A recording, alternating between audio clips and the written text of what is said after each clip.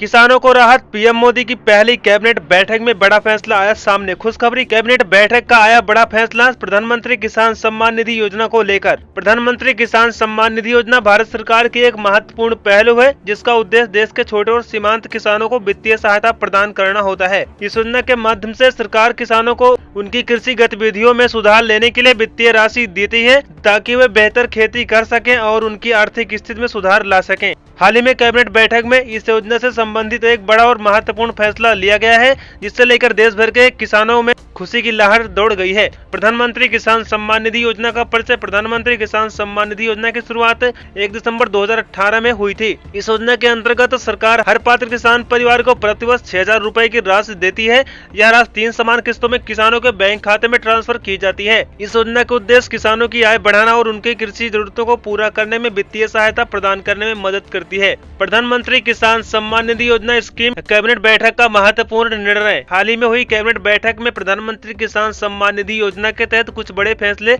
लिए गए हैं। ये फैसले किसानों के हित में और उनकी जीवन स्तर में सुधार लाने में मदद करेंगे। इस बैठक में उठाए गए प्रमुख बिंदुओं को नीचे विस्तार से समझते हैं। योजना के तहत राशि का बढ़ना। प्रधानमंत्री सम्मान निधि योजना के तहत राशि का बढ़ना। अब किसानों को पीएम किसान योजना के तहत मिलने वाली राशि में बढ़ोतरी की जाएगी। पहले जहां किसानों को सालाना 6,000 रुपए मिलते थे, वहीं अब सरकार ने इसे बढ़ाकर 8,000 सालाना रुपए करने का ऐलान किया है।